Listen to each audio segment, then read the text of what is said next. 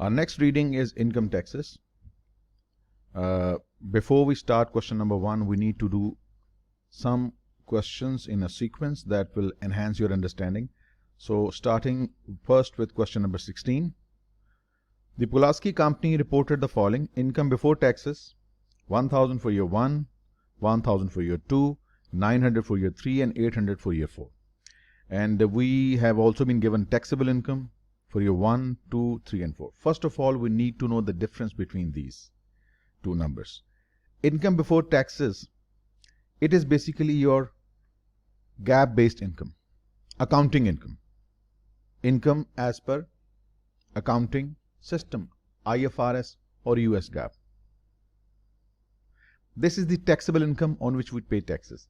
There will always be a difference between income calculated under the US GAAP and income calculated as per the tax laws. Why? Because there are certain expenses which we have charged in our income statement, but for tax purposes they are not considered expenses, or they will be considered expenses in the future. Or we might have included certain incomes, but under tax laws they are not yet income, they will be considered income in the future. Vice versa, tax might consider certain expenses which we have not yet considered the expenses, and same way under the tax laws we might have to add certain incomes which under the US GAAP will be considered income later, right? So because of certain differences in accounting and tax laws or accounting and tax regulations, there will be difference between income under the IFRS and US GAAP and the income calculated for tax purposes. Some differences are permanent, like for example, a penalty imposed upon the company by the tax authorities, we normally will consider it as charge against income, but under the tax law it is never considered as an expense. It's a permanent difference. Then we might have included certain interest income on municipal bonds or certain federal government securities. Such securities interest may be exempt under tax, but we have included such income in our income taxes. So there will be certain differences that are permanent in nature and some differences which will be sorted out in the coming year. Temporary differences versus permanent differences. Right now, we have been given income for the 4 years under the US GAAP, income calculated as per the tax laws. The difference between income before taxes, this one, and taxable income are the result of using accelerated depreciation. For tax purposes, an asset purchased in year 1. So why is the difference? Because we have charged accelerated depreciation in the tax income, and we might have charged straight line depreciation under the income reported under the US GAAP. So the difference in income is caused by the difference in depreciation rates. Depreciation under tax is different, depreciation under the US GAAP is different, and that's why the income under the both systems are different.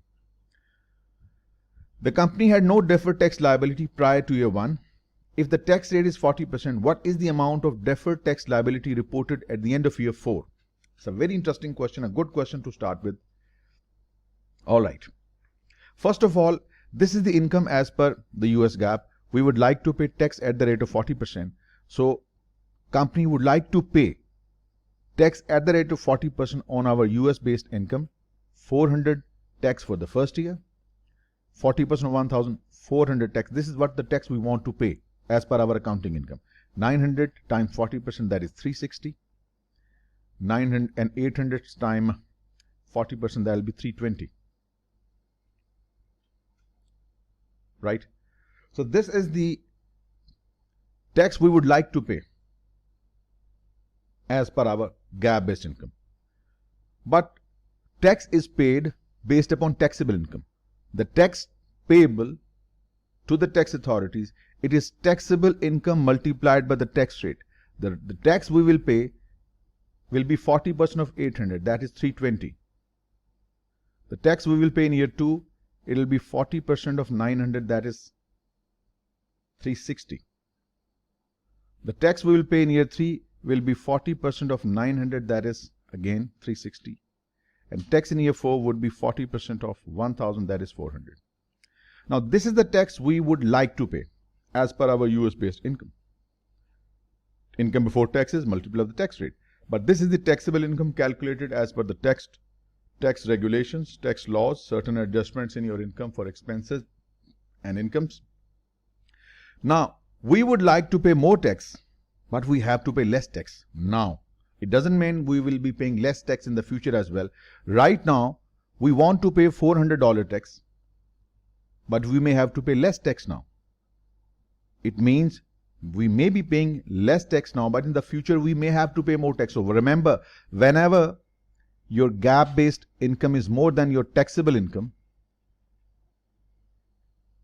you would like to pay more tax, but the tax authorities will ask for less tax. Resultantly, in the future, you may have to pay more taxes. This will result in a liability for the future for you called the deferred tax liability.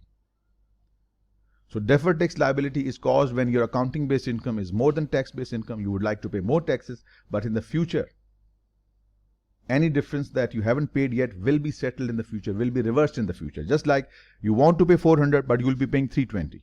Next year you want to pay 400, but you'll be paying 360. Next year, what you want to pay is the same what the tax authorities demand, but in the later years, this deferred tax liability will be reversed. You want to pay 320, but the tax authorities will ask for 400. In the next preceding year after 4, you will see the reversal of this deferred tax liability, right?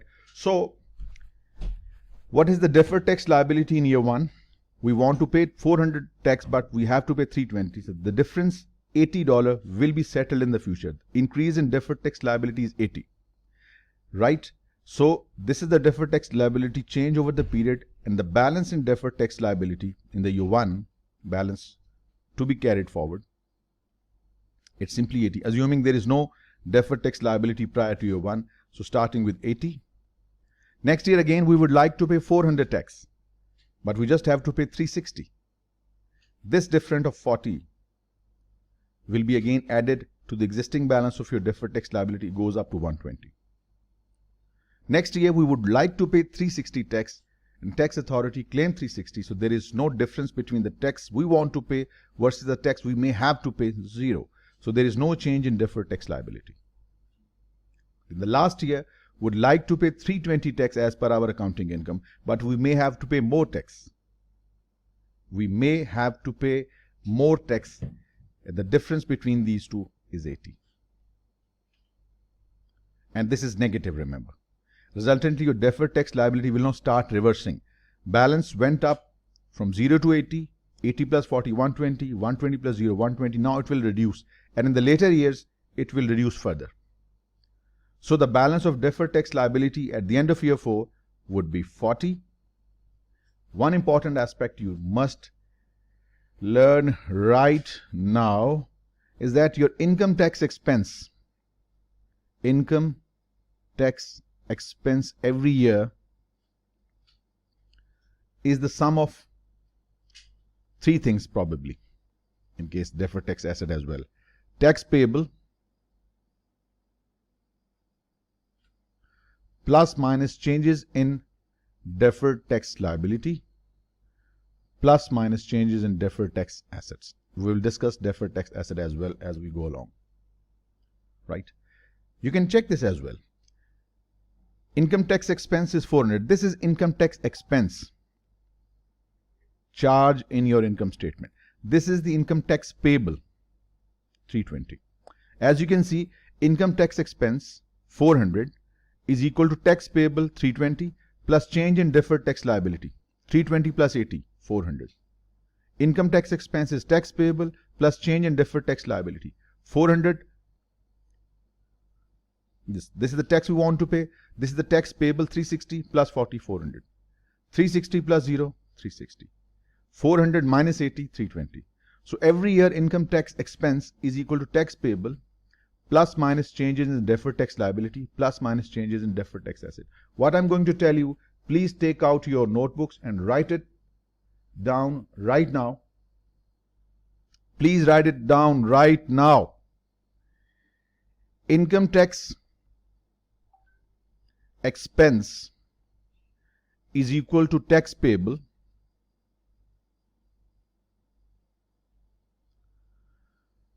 plus any change in deferred tax liability upwards. If deferred tax liability goes up, liability is credited. If liability is being credited, what is debited? Income tax. whenever the deferred tax liability is credited, deferred tax liability goes up. The change in deferred tax liability is added to tax payable. Noted? Please note, it's essential. It will help you solve many questions that involve deferred tax calculations. Income tax expense is equal to tax payable. And if the deferred tax liability falls, the decrease in liability is debited. When the liability is being debited, it means tax expense will be credited. It will reduce, minus. Now, taking it from the other side, income tax expense is equal to tax payable. Income tax expense is equal to taxable income as per US GAAP multiplied by tax rate.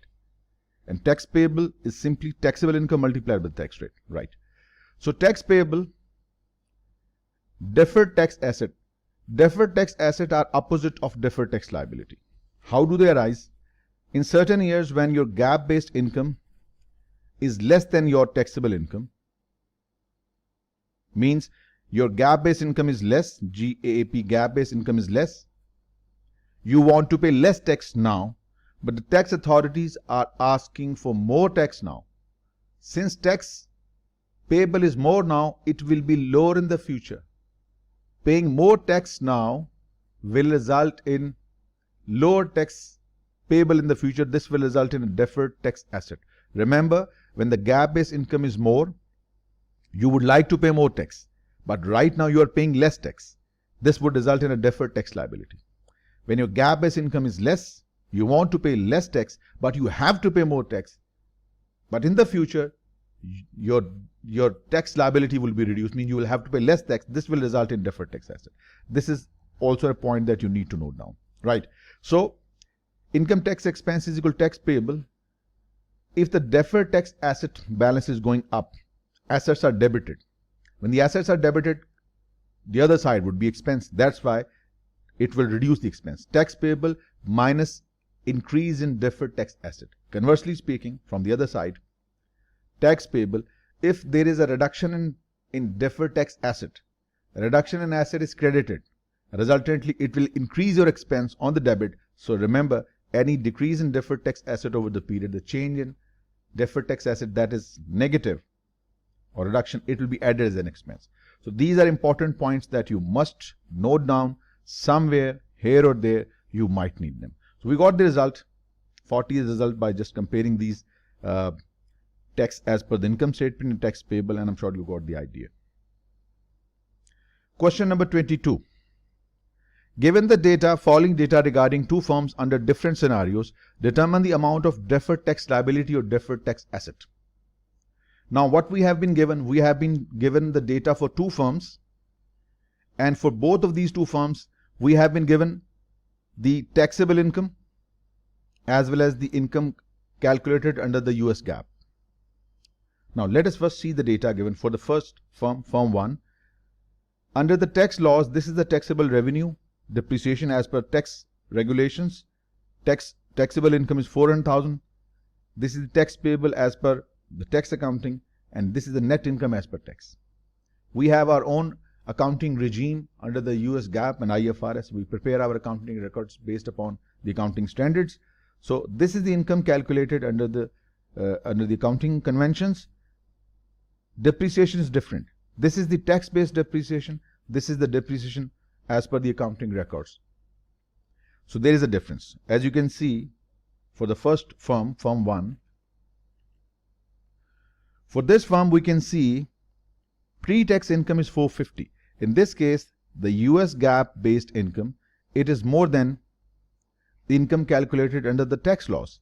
So GAAP based income is more than the taxable income.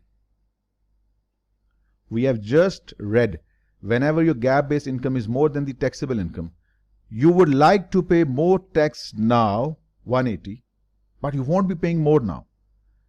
Under the tax laws, you might be required to pay less now, but in the future, you will have to pay more.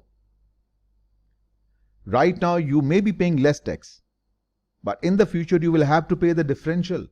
This will result in increase in deferred tax liability by $20,000. So this would result in a deferred tax liability, and we have for the firm 1.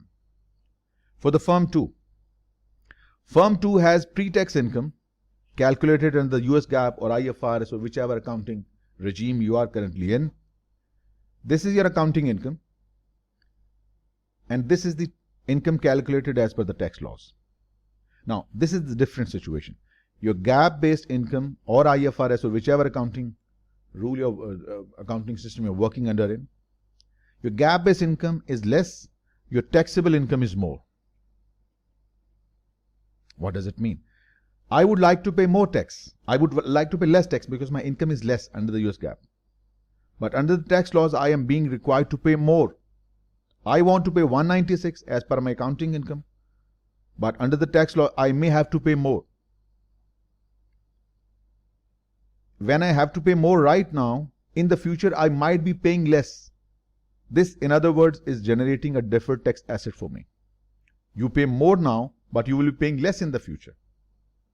This is called deferred tax asset. And what's the difference? The difference between what you want to pay, what you have to pay. This is the deferred tax asset, and that makes B to be your correct option. Right? Now, under this question, we have been given 3 years income statement, 2002, 2003, 2004. And we have also been given 3 years return, tax return, 2002, 2003, 2004. Right? Again, there is a difference. Accounting income is 150, whereas taxable income is 125. Accounting income is 250, same 250. But in the last year, accounting income is 350, but taxable income is 375. Right? What are we required to do? Assume an income tax rate of 40%, and there is no tax liability, deferred tax liability as on 31st of December 2001. The deferred tax liability to be shown in the 31st December 2003 balance sheet and 31st December 2004 balance sheet. Now let us do this one by one, step by step. Now first compare starting with the year 2002, going to 2003 and 2004. You have to do them all because there will be some deferred tax liability balance arising in 2002 which will be carried forward to 3 and 4, right? And in the beginning there was no deferred tax liability, 2001, so we need to start from 2002 onwards. Right, in 2002 you would like to pay tax on 150 at the rate of 40%, right? But you are required to pay tax at the rate of 40% on 125. Your GAAP based income is more, your tax based income is less. It will result in a deferred tax liability. And how do you calculate it? Down directly we can calculate the difference between 150 and 125 is 25. $25 multiplied by 40%. It means your deferred tax liability now has a balance of $10. Right? And what's the reason why it has happened? See, the difference is caused by depreciation. You charge less depreciation, hence your income is more. As per the tax laws, the depreciation is higher, resultantly your income is less. There would be some justifiable reasons. And of course, depreciation is a temporary difference. Sooner or later, the differences will be netted out in the future. In 2003, you can see the income as per the US GAAP is 250. And income as per the tax laws, tax returns 250. There is no difference, resultantly no creation of any deferred tax liability. So mean the balance stays the same. Deferred tax liability has a balance of 10. What happened in the last year? Your accounting income is 350. Your taxable income is 375. Take just the difference. Just take the difference. 375 and 350, the difference is 25. Multiply the difference with the tax rate, 25 multiplied by 40. Again, same. But this time, your accounting income is less. Your tax income is more. You want to pay tax at the rate of 40%, 350 multiplied by 0.40. You want to pay tax 140. But under the tax laws, you will have to pay more, 375 times 0.40, 150. So this previous deferred tax liability which was created in the early periods, it will now be reversed. Right? So deferred tax liability first arises in the early period. It is then gradually eliminated. it reverses in the later period. Just like a deferred tax asset is created in the early period, with the passage of time when the temporary differences are reversed, the deferred tax asset balance is also reduced over the period. So it will fall by same -10, so the balance would be simple 0. So the balance of deferred tax liability in 2003 and 2004 would be 10 and 0, so that makes C to be the correct option. And as you can see, C it is. Okay. Dance Club purchases new sound equipment for 25,352. It will work for 5 years and has no salvage value, right? For financial reporting purpose, the straight line depreciation method is used. This asset would be depreciated using straight line method under financial reporting, US GAAP, but for the tax purposes, depreciation is 35% of original cost in year 1, 35% in year 2, 30% in year 3. Right.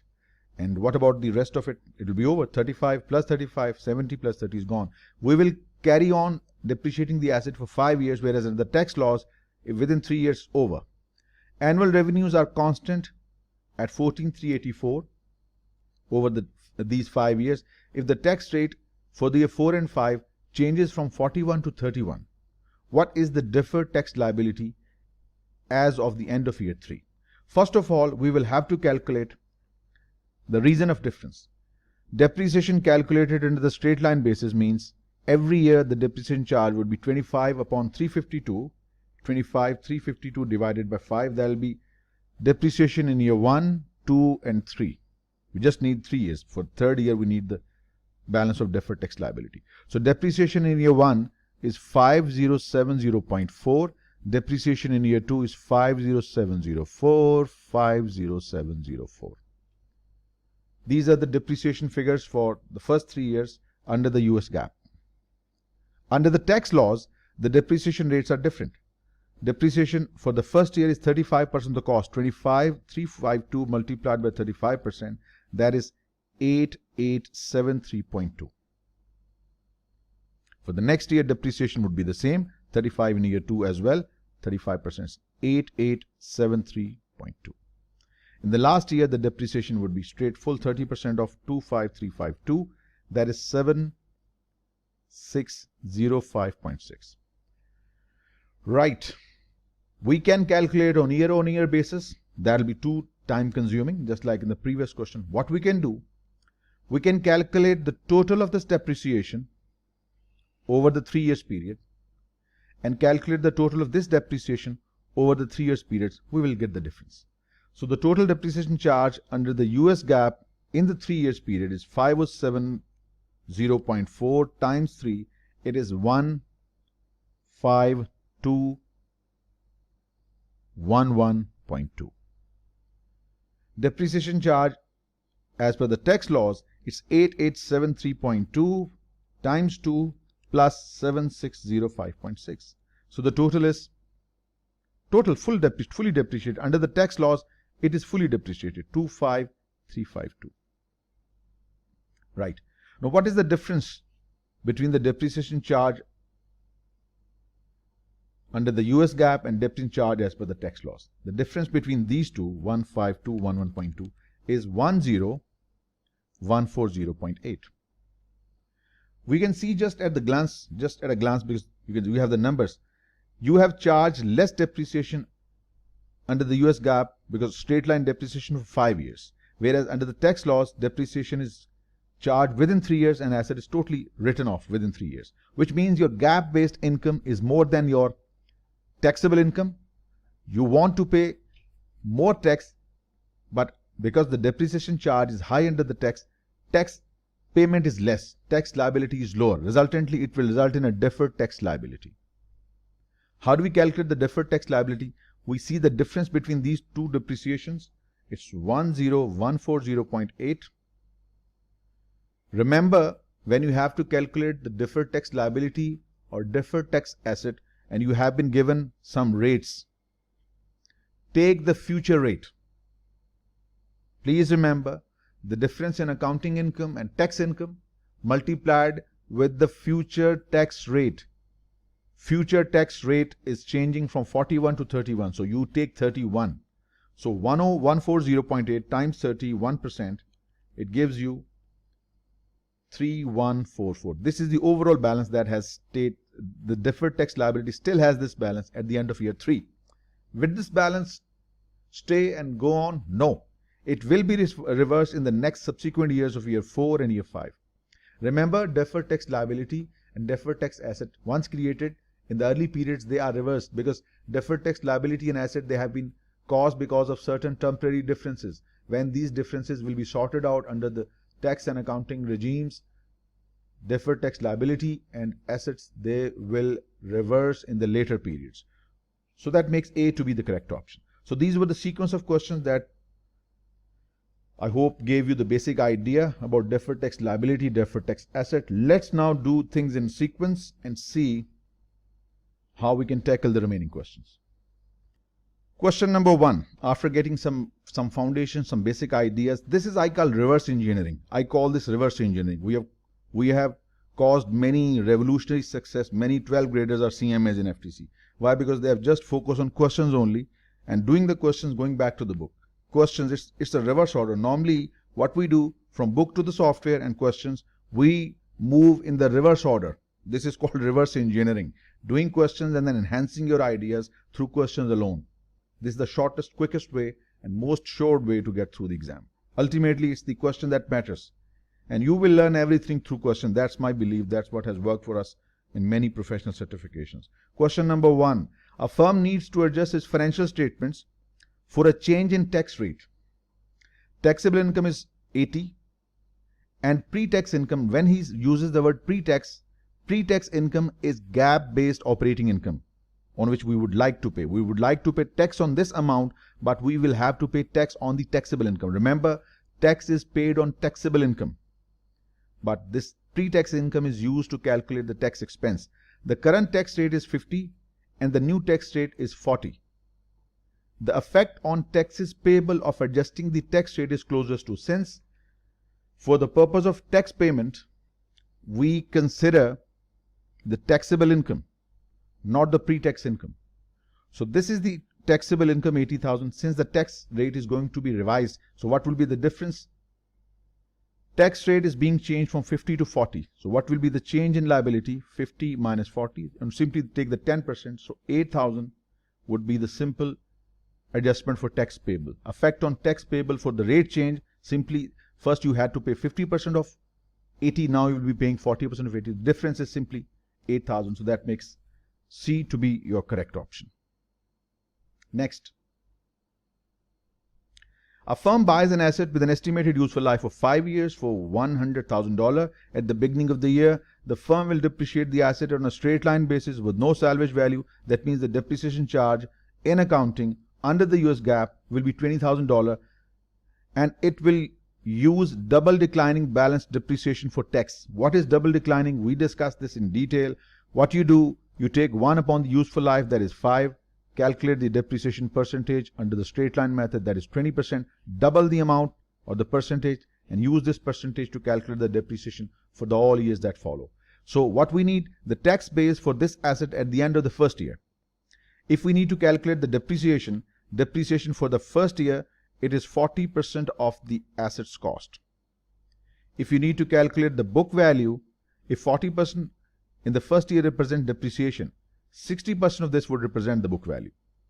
Or in other words, if 40,000 is the depreciation, 100,000 less 40, 60 would be the book value. Other way around, one way or the other, you get the right answer. That's the book value under the tax laws at the end of the year. That makes A to be your correct option. Next. Which of the following factors is least likely to cause a difference between effective tax rate and statutory tax rate? Effective tax rate is the tax rate calculated based upon this formula. The income tax payable divided by your economic income calculated in the US GAAP. Income tax payable divided by economic income. This is called the effective tax. This may not be what the actual tax rate is. The tax rates mentioned in the statutes, in the tax laws, it's called the statutory rate. Maybe the rate mentioned in the statute under the tax laws is 40%. But you may have to pay tax at a total tax of, let's say, 160,000, whereas your taxable income is, let's say, is 350, your economic income, sorry, 355. If you calculate the percentage could be 45%. So your effective tax rate could be more than the statutory tax rate, or your effective tax rate could be lower, right? Depending upon what were the temporary adjustments that have caused the difference between the tax payable and the income tax expense. So what the question is, which of the following factor is least likely? Let me clear up the screen. Which of the following is least likely to cause a difference between firm's effective tax rate and statutory tax rate? The difference between statutory tax rate 40% and the effective tax rate is caused by permanent differences. Permanent differences such as tax credits or non-deductible expenses, certain expenses that you deduct from your income statement, but these expenses are not allowed to be deducted under the tax laws. Permanent differences result in difference in statutory tax rate and your effective tax rate. Right? This is the point to remember. Permanent differences like tax credit, non-deductible expenses like any penalty charged by the tax authorities, that penalty will never be considered as an expense for tax purposes. So just like interest received on municipal bonds, it's never considered as an income under the tax laws. So such differences are permanent differences. Permanent differences are the reasons why there is a difference between the statutory tax rate and effective tax rate. Deductible expenses are eventually adjusted in the future under the deferred tax assets and liabilities. So that makes A to be your correct option. It is. Moving on, which of the following best describes valuation allowance? What is valuation allowance? Little theory. There is a concept in accounting called prudence concept. You can be a very good CFA, you can be a very good internal auditor if you have a solid background in accounting. Like an ACC can be a very effective financial analyst. An ACC can be a very good internal auditor. So if your accounting background is well entrenched, whatever you're doing, CFA or CPA or CIA, whichever dimension you take yourself, you have all the tools available. This is what we have studied in accounting. Prudence concept says that expenses must not be understated. Incomes must not be overstated. Liabilities must not be understated. Assets must not be overstated. We just discussed that whenever your gap-based income is less, your taxable income is more, you may have to pay more tax now, but in the future you will be paying less tax. Whenever gap-based income is less, taxable income is more, it will result in deferred tax asset. Deferred tax asset is in fact the benefit for you that will represent as a reduction in tax payable in the future. Just like we cannot overstate any asset like inventory, it is tested for impairment. I mean, if there is NRV is low, you have to bring it down. Cost versus LCM rule, I'm sure you have discussed this previously in our previous topic, inventory. Inventory cannot be overstated. Long-lived assets cannot be overstated. If they are impaired, you have to bring them down. You have to charge depreciation. Likewise, deferred tax assets must not be overstated. If you think there will be no future gains against which we will take the benefit of deferred tax asset, then you will have to reduce the deferred tax asset by a certain amount called valuation allowance. Valuation allowance is the same thing as we charge allowance for doubtful debts. Allowance for doubtful debt is just like an anticipated loss on our customers. Valuation allowance is same idea, that we might not be able to fully utilize the amount available in deferred tax asset. Like for example, we have a balance available of $10,000. This $10,000 benefit can be adjusted against the future incomes. If we expect things in the future to be bad, if there are losses expected, then it means we will not be able to take the benefit of this deferred tax asset available. Then we have to reduce this deferred tax asset by a certain amount based upon our assumptions, computations, called valuation allowance. So which of the following best describe the valuation allowance? Valuation allowance is a contra deferred tax asset account. Just like allowance for doubtful debts, you can't overstate your assets. Valuation allowance doesn't allow you to overstate your deferred tax asset. So valuation allowance is a reserve created when deferred tax assets are greater than the deferred tax liabilities. No. They are created when we believe that in the future there will be losses and we will not be able to take benefit of this tax assets we have. This is an incorrect statement. So the valuation allowance is a reserve against deferred tax liability. No. It is a reserve created against deferred tax assets based on the likelihood that these losses, these assets will not be realized. We have a deferred tax asset. Maybe in the future we will have more losses. So we will not be able to adjust this deferred tax asset against the future tax payable against the future earning. Since the future earning is hopeless, there are losses expected. So we can't adjust this deferred tax asset against the future tax payable we may have to pay in the future. So remember, valuation allowance is a reserve against deferred tax assets based on the likelihood that those assets will not be realized. We won't be able to utilize the balance available in deferred tax assets. That makes C to be the correct option, and C it is. A temporary difference between income tax expense and tax payable results in what?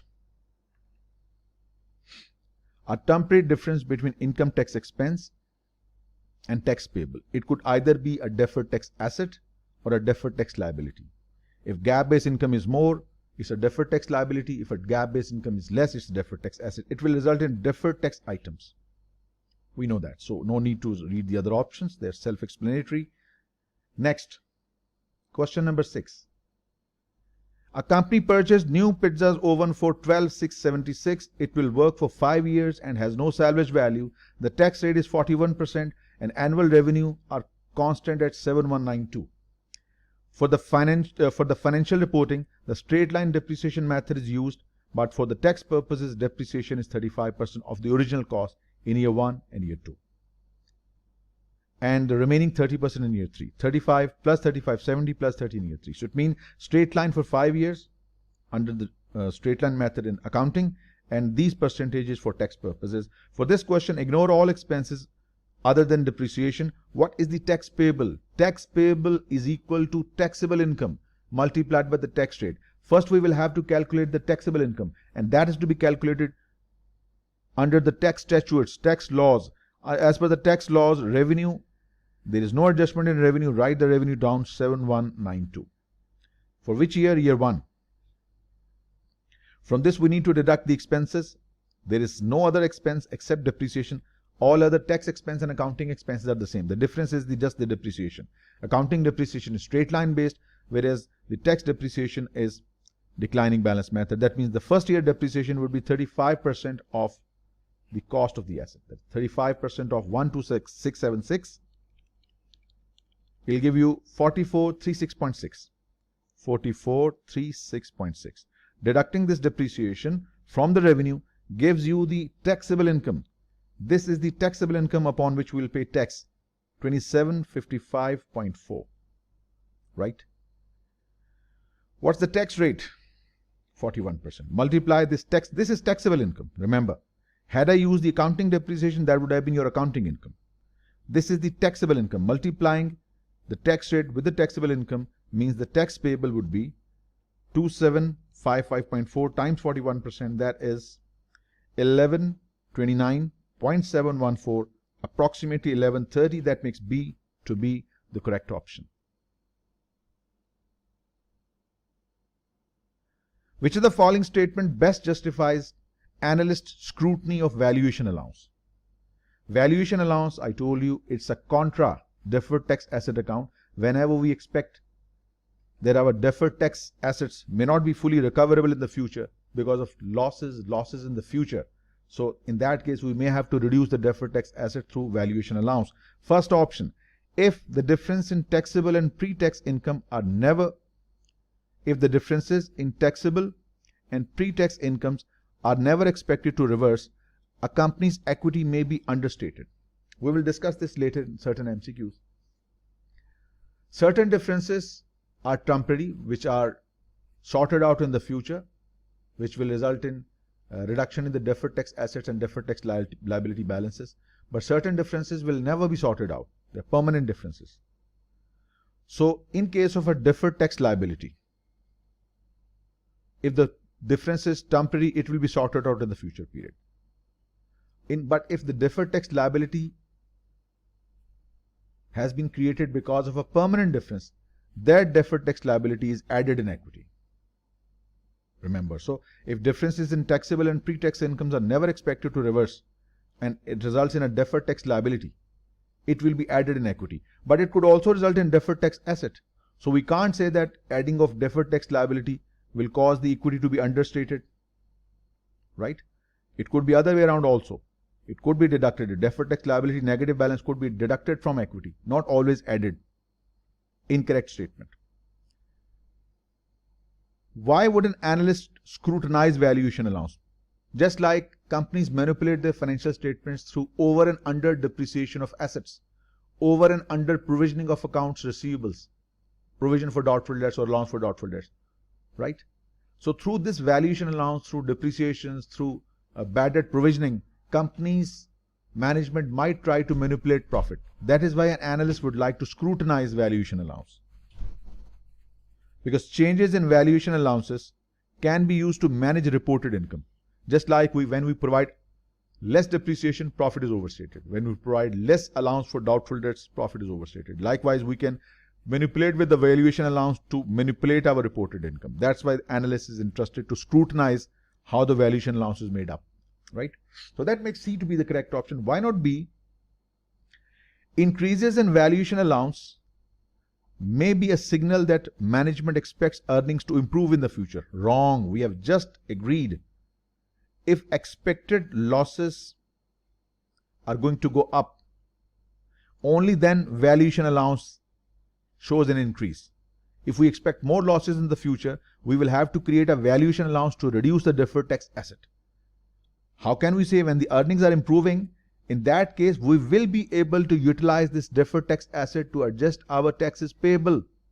If there are income, we will utilize deferred tax asset, no use of a valuation allowance.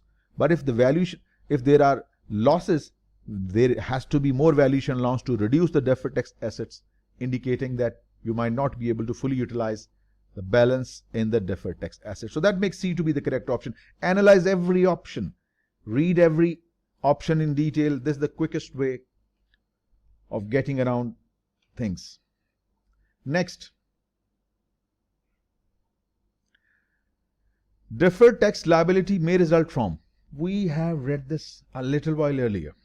Whenever your GAAP-based income is more than your taxable income, you would like to pay more tax, but you have to pay less tax now, but in the future, phasenge, deferred tax liability would result. And how do we calculate the deferred tax liability? The difference between these two multiplied by the future tax rate. Why? Because the deferred tax liability for the future, deferred tax asset relates to the future. So the difference between these two is multiplied by the future tax rate. So pre-tax income greater than the taxable income. Pre-tax word is used for GAAP-based income, right? So pre-tax greater than taxable income due to temporary differences, and multiply this difference with the future tax rate gives you the deferred tax liability. This is how deferred tax liabilities are created. That makes A to be your correct option. A it is. Okay, we go. A healthcare company purchased a new MRI machine on 1st January X3. At the year end, the company recorded straight line depreciation expense of $75,000 for book purposes, that is the accounting depreciation, and accelerated depreciation expense of $94,000 for tax purposes. Okay. We have charged less depreciation, 75, but as per tax laws, accelerated depreciation expense should have been 94. That means your GAAP-based income is more than your taxable income. It will result in a deferred tax liability, which can be calculated by calculating the difference between 94,000 minus 75,000 multiplied by the future tax rate. We will see that. What's the future tax rate? So this is the first item. Then management estimates warranty expenses related to corrective eye surgeries performed in 2003 is to be $250,000. This is our estimate warranty. Those who have read financial reporting in CMA Part 1, external financial reporting, whenever we create a warranty liability, the entry that we pass is debit warranty expense, credit warranty liability, entire amount. While liability related to warranty may extend way into the future, maybe warranty for a mobile phone lasts 2 years, warranty for an air conditioner compressor could last 10 years. But as per the US GAAP, you have to charge the whole estimated warranty expense in the first year, whole of it. But under the tax laws, only that warranty expense is considered valid that has been paid in cash, actual warranty expense. Right? Now there is a difference. We have accrued the whole of warranty expense under the US GAAP, but under the tax laws, the first year warranty actual expense is 100. Now, in this case, you have charged more expense to your income statement. Under the accrual concept, warranty expense must be charged fully in the first year. Whereas, as per the tax laws, actual warranty expense is deductible expense. Resultantly, in this case, things are now other way around. You have charged more warranty costs, resultantly your GAAP-based income is lower. Your taxable income is higher. So you will be paying more tax now because higher taxable income. Resultantly, in the future, you will pay less taxes. So it results in deferred tax asset. How do we calculate the difference between these two? 250,000 less 100,000 multiplied by what? The future tax rate, right? The company tax rate for the current year is 35, but the tax rate of 37 has been enacted into law and will apply in the future periods. Remember, differences in incomes multiplied with the future tax rate, 37% in this case and 37% in this case. So let's calculate 94 less 75 multiplied by 37.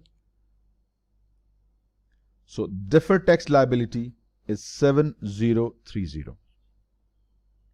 Deferred tax asset 250 less 100 multiplied by 37%, that is 55,500. So this is the deferred tax liability, deferred tax asset, deferred tax liability. Now again, an important concept that must be grasped right now. If the deferred tax asset or deferred tax liability results from non-current items, they are called deferred tax assets non-current. Deferred tax liability non-current. Like this difference has been caused because of long-lived assets, a long-term item, non-current item. So this difference is called the deferred tax liability long-term, non-current. Right? But in this case, if this is related to your income statement items are any difference because of income statement items, it is considered as a temporary difference reported as current. So in that case, it will be deferred tax assets current and deferred tax liabilities current. So in other words, if deferred tax asset and liability has arisen because of a long-term item, it is called non-current. If it is because of current items from income statement, it's called current. Remember, deferred tax assets current, non-current, deferred tax liability current, non-current, they must be reported separately. They cannot be netted off. They cannot be netted off. This is under the US GAAP. Under the IFRS, deferred tax asset and liability, there is no distinction between current and non-current. Under the IFRS, please remember, under the IFRS, deferred tax asset and deferred tax liability, they are both considered non-current.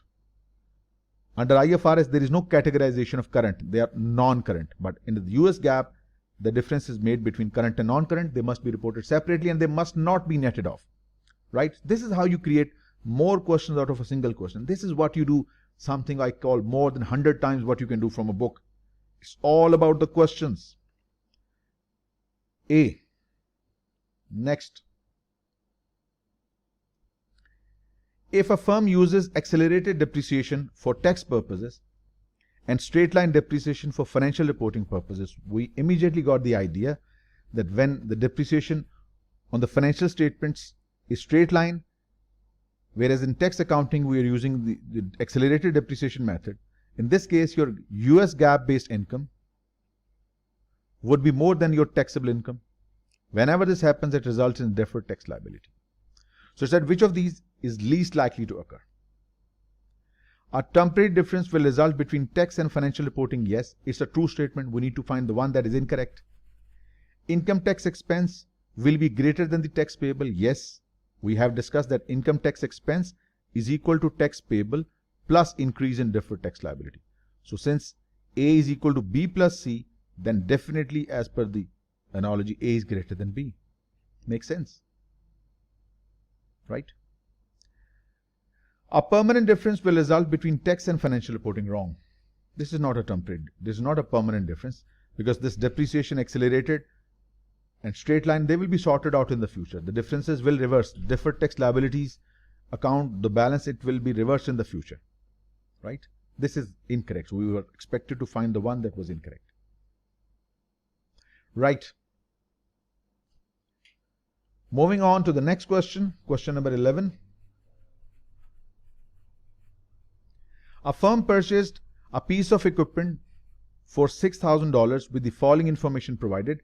Revenue will be $15,000 per year. The equipment has 3 years life expectancy and no salvage value. The firm tax rate is 30%. Straight line depreciation is used for financial reporting and double declining is used for tax purposes. Calculate tax payable. When it says tax payable, focus entirely upon tax laws.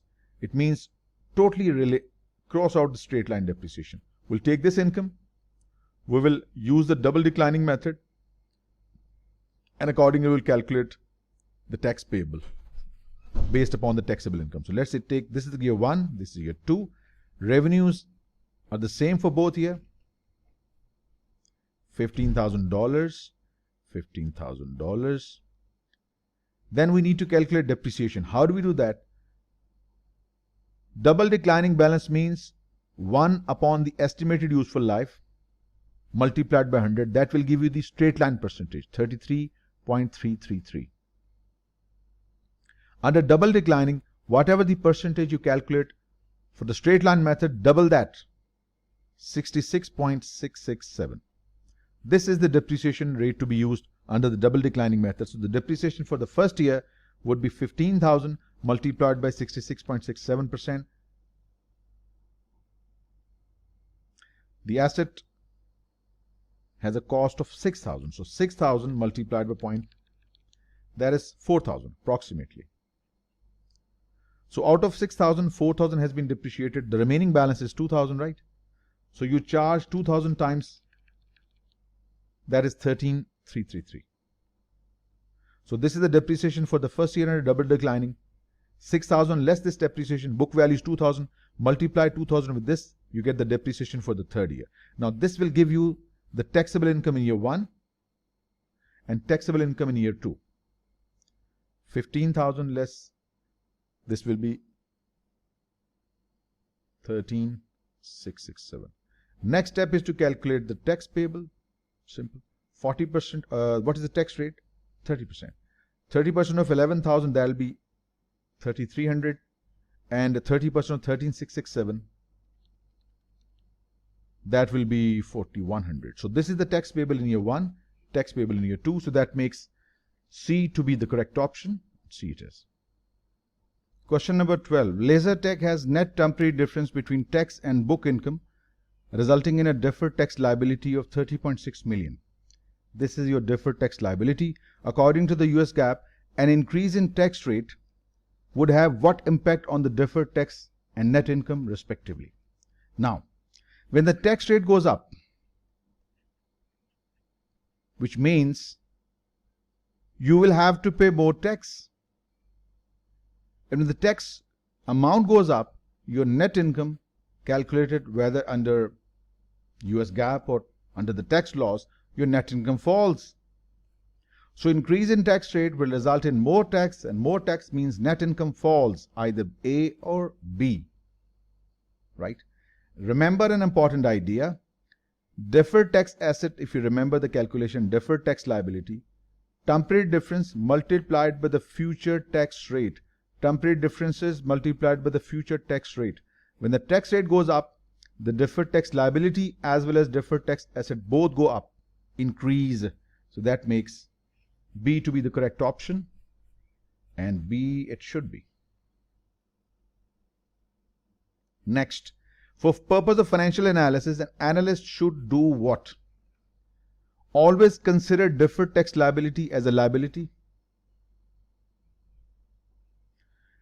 If deferred tax liability results in a permanent difference, in that case it will be considered as a part of equity. Not always liability, it could be a part of equity if it is caused because of the reasons that are permanent in nature. Wrong. Always consider deferred tax liability as a part of stockholders' equity. No. If it is because of temporary differences, it would be considered as a deferred tax liability. So it could be equity, it could be liability. Determine the treatment of deferred tax liability on case-to-case basis. Is it because of permanent differences? It becomes part of equity. If it's because of temporary differences, it will become part of deferred tax liability and remain as a liability as this. So that makes B to be your correct option. B it is. Next, a company purchased a new pizza oven for $12,676. It will work for 5 years and has no salvage value.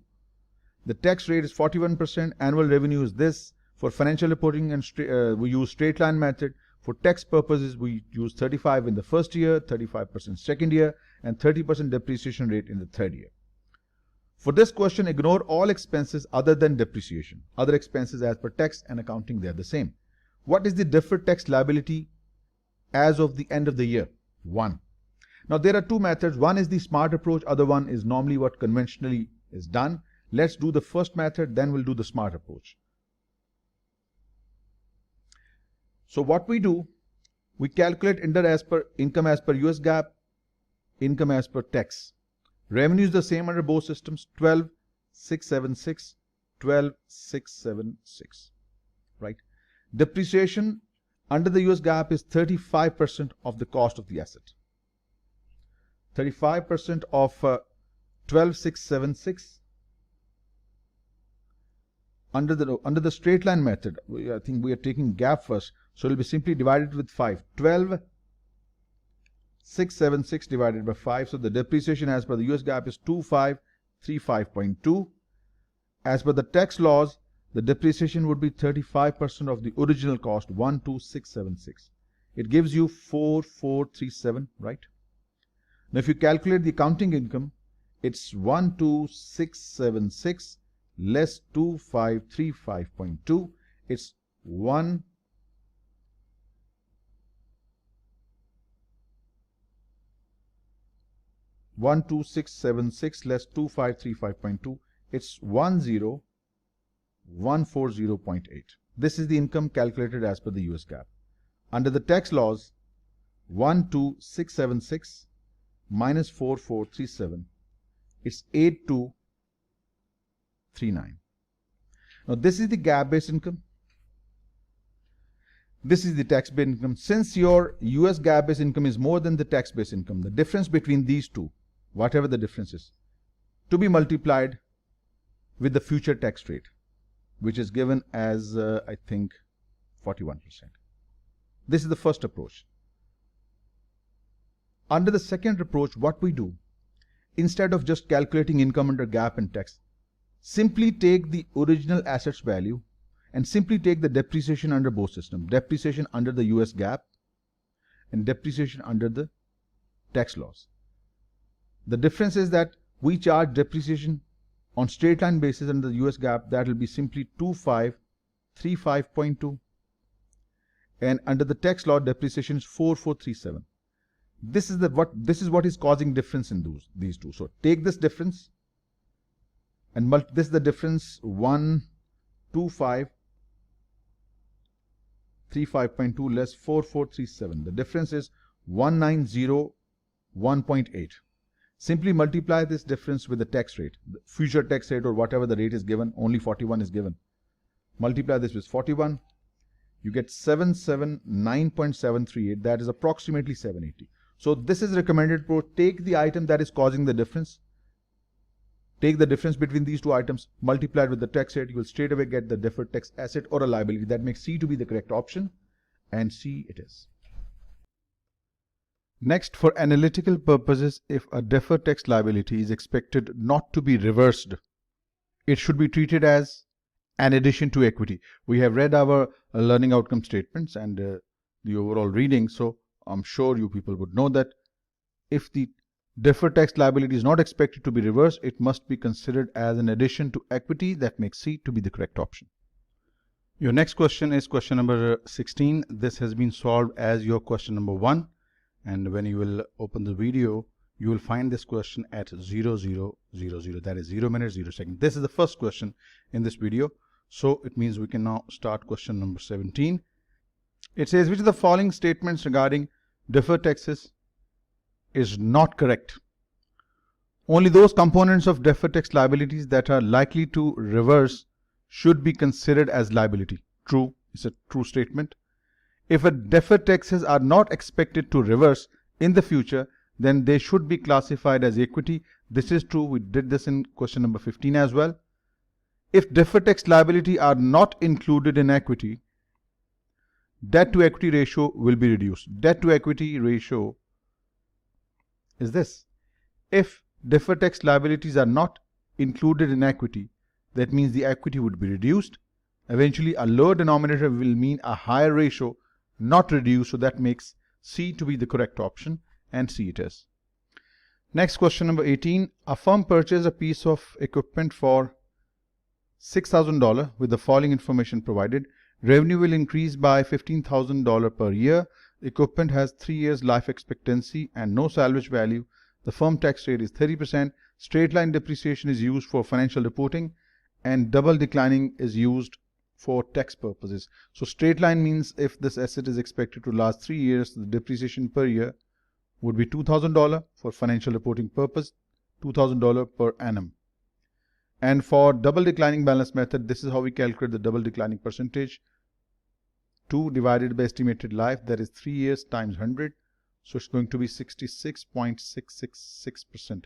If you charge depreciation for the first year, 6,000 times 66.66%, it gives you 4,000 depreciation for the first year, and then later the second year depreciation would be the balance time 33%. That will be 1,333. This is the depreciation for the first year, depreciation for the second year under the tax accounting. Now let us do it. Under the tax and accounting, we have separate revenue streams. Year 1, 2, year 1 and 2. Revenue would be the same in both systems. 15,000, 15,000. Depreciation would under the tax will be 4,000 the first year and 133 in the second year. For accounting, depreciation would be the same first year and $2,000 second year, which mean your taxable income will be 11,000 and 13,667. This is your taxable income, and your pre-tax income as per accounting will be 13,000 in year 1 and of course 30,000 in year 2. Okay. Now, tax is paid on taxable income at the rate of 30%. Your tax payable will be 3,300, and 13,667 times 30% will be 4,100. This is tax payable. And tax expense, income tax expense, 30% of 13,000, that is 3,900. And then again 3,900 in the next year as well. This is the income tax expense. Now, expense in income statement is 3,900, but you paid 3,300, means you will have to pay more in the future. It will result in a deferred tax liability. Let us erase this place for our computations.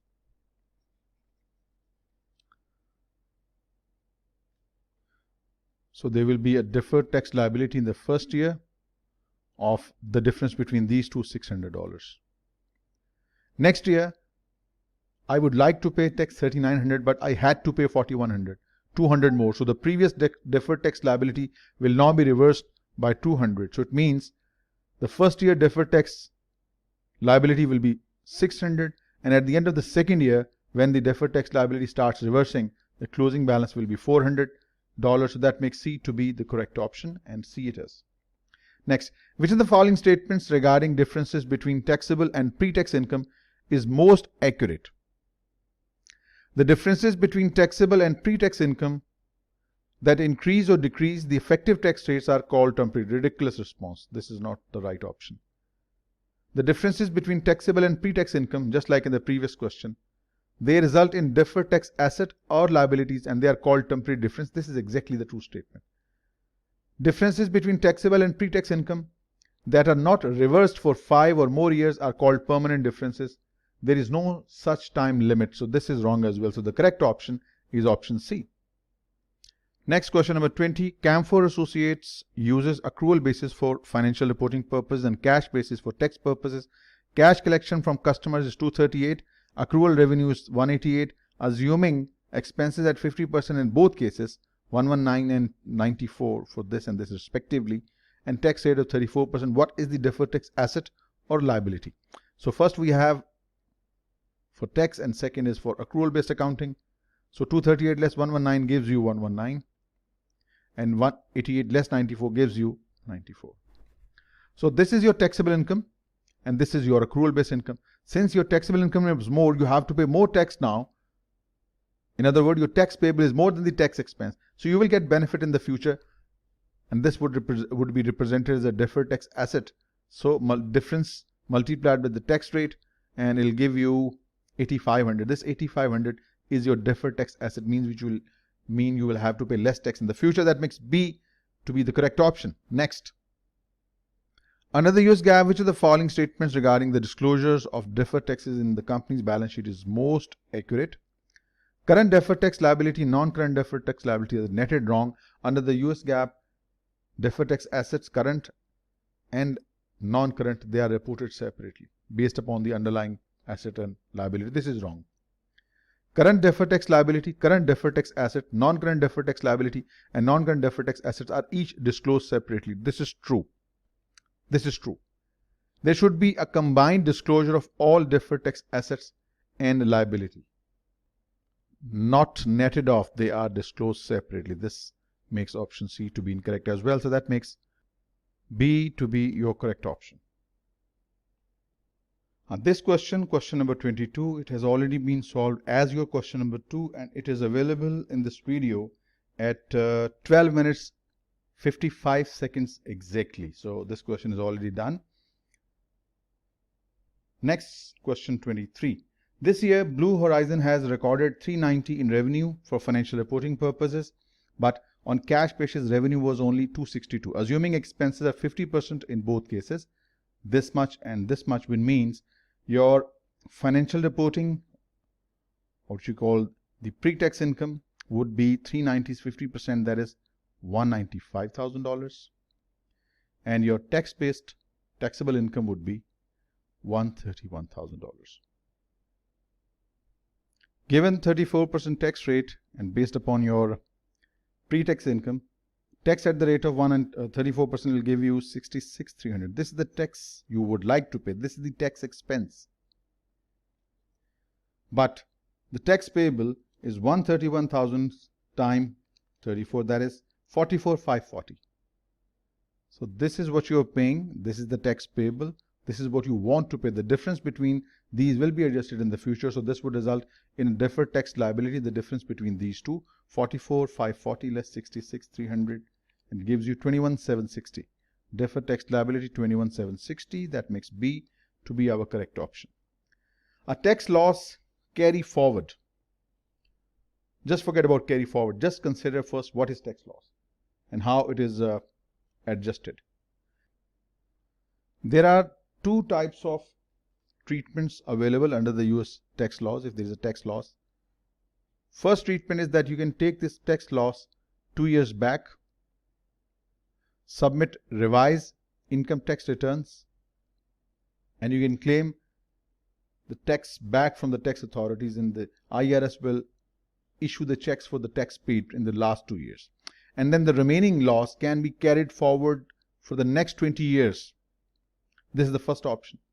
Second, you can take this tax loss forward for 20 years. Just I'm talking about tax loss only. 2 years back, submit revised income tax return and get your tax paid refunded from IRS. Or second, you can take this tax loss 20 years forward. Now, right here, the term is tax carry forward, which means the net taxable losses that can be used to reduce taxable income in the future. Carry forward. That makes C to be the correct option. Otherwise, net taxable loss that can be used to refund paid taxes from the previous year. Yes, this is true, but since the word is tax loss carry forward, so this would negate option A. So that makes C to be the correct option, and C it is. Next, question 25, and this question has already been solved as your question number 3, and this would be available in this video at 16 minutes 21 seconds. Completely solved, fully explained. So the next question should be then question number 26. At the end of 2008, Martin Incorporated estimates that 26,000 of warranty repairs will be required in the future on goods already sold. Remember, as per accounting, warranty expense is booked this way. Warranty expense, estimated warranty expense, 26,000, and we create a liability for it called the warranty liability, $26,000. This is reported in the income statement as an expense and it is reported as a liability. Now, for tax purposes, warranty expense is not deductible until the work is actually performed. Fine. The firm believes that the warranty work will be required over the next 2 years. The tax base of the warranty liability at the end of 2008 is, remember, the tax base is equal to the carrying value of the liability less future deductible amounts, which is expected to be 26,000 as well. So the carrying value on the balance sheet is $26,000, and the future deductible expenses when the warranty expenses paid or incurred, so it's going to be 0. So the tax base of this would be 0. That makes A to be the correct option. Next question, number 27. All Star Enterprises purchased a machine on January 1st. The company uses straight line depreciation for financial reporting and accelerated depreciation for tax purposes. Depreciation for tax purposes during the year was $36,000 greater than depreciation for financial reporting purposes, which would mean that your GAAP-based income would be higher than your taxable income, and you would like to pay more tax. In other words, your tax expense would be higher than tax payable. It doesn't mean that you will get away with it. It will result in deferred tax liability. Well, what amount? $36,000, the difference between US GAAP-based income and taxable income, multiply with the tax rate, that 30%, will give you $10,800. Deferred tax liability. Why? Because tax expense is more than tax payable. You pay less tax now, but you will pay more tax in the future. That will be adjusted against this liability. So it's 10,800 and 10,800 it is. Question number 28. When analyzing a company's financial leverage, total assets divided by equity. And when you say assets, that is debt plus equity upon equity. So when analyzing a company's financial leverage, deferred tax liabilities are best classified as neither a liability or an equity. Wrong. Either it is reported as a liability or equity depending upon the company's particular situation. Remember, if deferred tax liability is not expected to be reversed, it is considered as an equity. And if it is expected to be reversed, then it is considered as a liability. So either an equity or a liability. So that makes B to be the correct option. Question number 29 has already been solved as your question number 4, and it is available in the video, in the same video you're watching now, at 20 minutes 23 seconds. So we can now skip this question. If you want to see, you just need to scroll back and it'll be available at 20 minutes 23 seconds. Next, question number 30th. We have been given income statement for the year 2, 3, and 4, revenues, depreciation, income before taxes, okay, And this is for tax return, taxable income, depreciation expense, and taxable income. Okay. The company's income tax expense. For expense, just you need to look at this side, and when for 2002. So before tax income is 150, multiply it with the tax rate, 150 times 40%, so income tax expense is $60. If you were required to calculate the tax payable, that will be $125 times 40%. So $50 is tax payable and $60 is tax expense. So it will result in deferred tax liability because you're paying less tax now compared to the income tax expense. You will be paying more tax in the future. So for the time being, it's just A, that's your income tax expense. $60 is the right answer. Next, which of the following statement about tax deferrals is not correct? Income tax paid can include payments or refunds for other years. True. It's a correct statement. A deferred tax liability is expected to result in future cash outflows. Yes, eventually you have to pay, you have to settle the liability in the future. Taxes payable are determined by pre-tax income and tax rate. Wrong. Not pre-tax income, taxable income. Taxable income multiplied by tax rate. Remember, tax payable is taxable income multiplied by the tax rate. Wrong. So C is not correct. Next, while evaluating the financial statements of Omega Incorporated, the analyst observes that the effective tax rate is 7% less than the statutory rate. The source of this difference is determined to be a tax holiday on a manufacturing plant located in South Africa. Tax holiday is in fact tax break in order to encourage some industries to locate in particular area, no tax for a certain period of time. This item is most likely to be sporadic in nature. Yes, that is true. Sporadic means haphazard. It's not regular wherever you get the tax holidays. Sporadic in nature, but the effect is typically neutralized by higher home country taxes in the repatriated profit. This is not necessary. Maybe your home country taxes might be low, but here we see that the effective tax rate is less than the statutory rate. This would mean that it hasn't been neutralized, rather your effective tax rate has fallen. So this is not true. Continuous in nature, so the termination date is not relevant. No, this is not forever. Tax holidays are not forever. They are given for a specific period of time in order to encourage industries to locate in that particular area. So this is not true. Sporadic in nature, and the analyst should try to identify the termination date of this tax holiday and determine if the taxes will be payable at that time. This is specifically what the analyst should be interested in. C is the right answer. For the year ended 31st December 2004, PIC company pre-tax financial statement income was $400,000 and its taxable income was $300,000. The difference is due to the following: interest on tax-exempt municipal bonds, premium expense on key person's life insurance.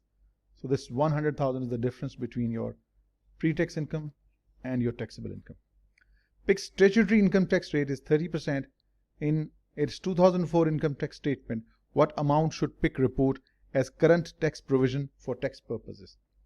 Remember, current income tax provision is equal to the rate, statutory rate under the tax laws multiplied by the taxable income.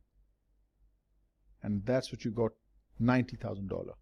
This is the current provision for tax payable, that is 90,000. A is the right answer.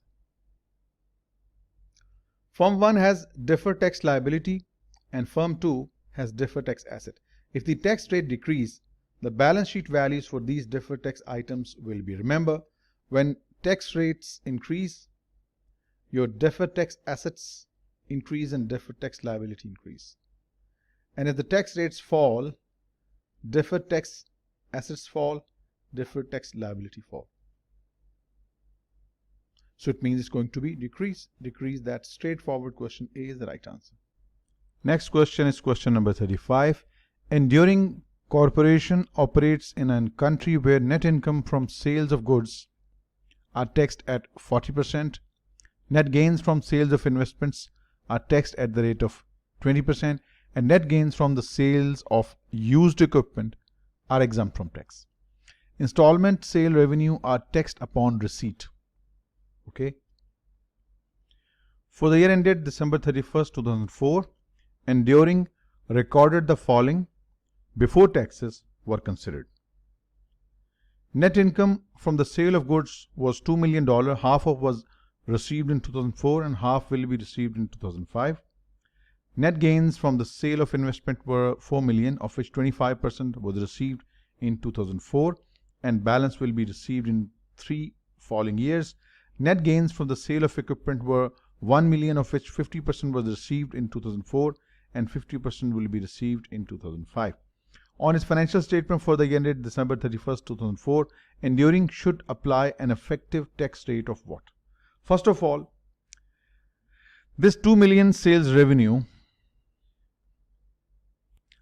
in fact, net income from the sale of goods will be taxed at the rate of 40%, which means $800,000 income tax expense. Then net gains from the sale of investment were $4 million to be taxed at the rate of 20%, that is $800,000 again tax expense, and this one is exempt.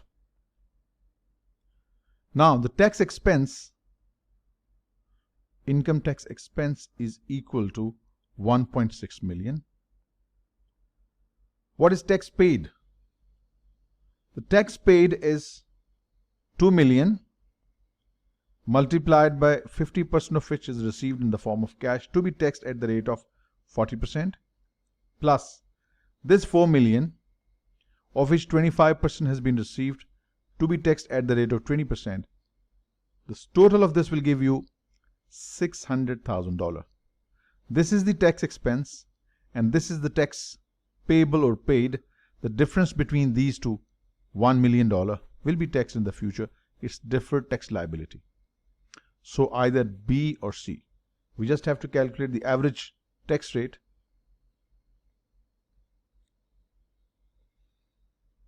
Effective rate is equal to income tax expense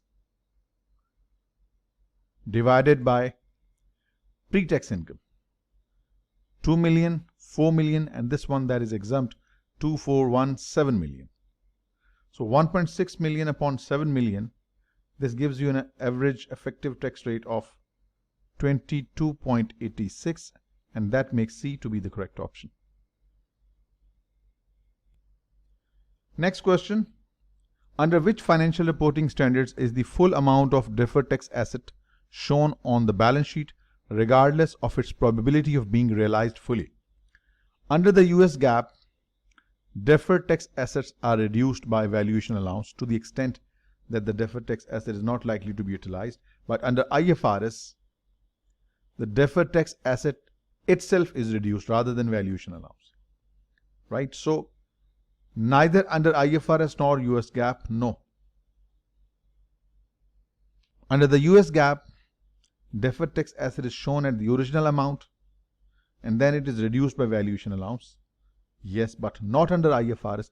Under IFRS, the deferred tax asset balance is reduced. Under IFRS, the reported value of the deferred tax asset is reduced if there is a positive probability that the full amount of the deferred tax asset will not be realized. Whereas in the US GAAP, we use this contra account and show the net amount. So that makes C to be the correct option. Under IFRS, deferred tax assets and deferred tax liabilities are classified on the balance sheet as current, non-current. This categorization is in the US GAAP, but under the IFRS, it is reported as non-current items, deferred tax asset or liability. Remember, under the IFRS, deferred tax assets and liabilities, they are classified as non-current. But under the US GAAP, deferred tax assets may be classified as current or non-current depending upon how the underlying asset or liability is classified. So in this case, B is the right answer. Next, Unit Technologies uses accrual basis for financial reporting purposes and cash accounting for tax purposes. So far this year, Unit Technologies has recorded $195,000 in revenues for financial reporting purposes, but on cash basis, revenue was just $131,000. Assuming expenses are 50% in both cases, which means $97,500 on accrual and $6,500 on cash basis, and tax rate is 34%. What is the deferred tax liability or asset? A deferred tax what now? Since under the accrual basis, your accounting income is more than the taxable income, so in this case, $97,500 versus taxable income of $65,500. You want to pay more tax. Tax expense is more, but tax payable is less now, but in the future you will have to pay. So it's going to be $97,500 minus $65,500. The difference at the rate of 34% will give you the deferred tax liability, and it's going to be $10,880. That makes B to be the correct option. Corcoran Corporation acquired an asset on 1st January 2004 for $500,000. For financial reporting, Corcoran will depreciate the asset using the straight line method over 10 years period with no salvage value. For tax purposes, the asset will be depreciated straight line for 5 years, and Corcoran effective tax rate is 30%.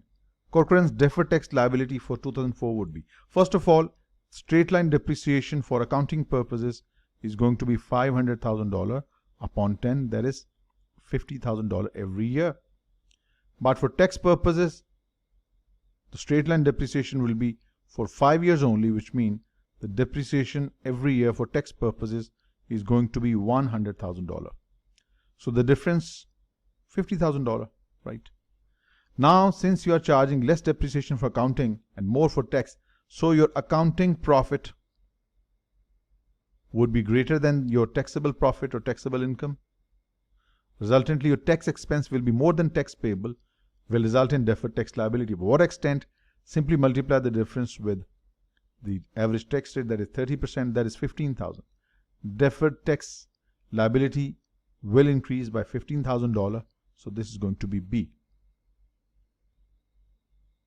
Next, Pokoloshki company reported the following: income before taxes and taxable income. Pokoloski's has no deferred tax asset or liability prior to year 1. If the tax rate is 40%, what is the amount of the deferred tax asset or liability at the end of year 3? Cutoff date, irrelevant. Now, as per your income before taxes, the tax expense is 40% of 1,000, that is $400 for year 1, $400 for year 2, and $360 for year. This is income tax expense, right? It's tax expense. What's the tax payable? Taxable income times the rate, that is 320. It's going to be 360 and 360. Now, in the first year, income tax expense is 400, payable is 320, deferred tax liability with $80. Next year, tax expense is 400, but tax payable is 360, so the difference of 40. This 40 will be added to the deferred tax liability, total of 120. In the last year, the tax expense and the tax payable is the same, so Murphy change in the deferred tax liability. The balance in the deferred tax liability will be 120, and that makes A to be the correct option. If timing differences that give rise to deferred tax liability are not expected to reverse, then the deferred tax, we have already agreed, if the deferred tax liability is not likely to be reversed, it should be considered an increase in equity, and that's A. Straightforward, we discussed it many times.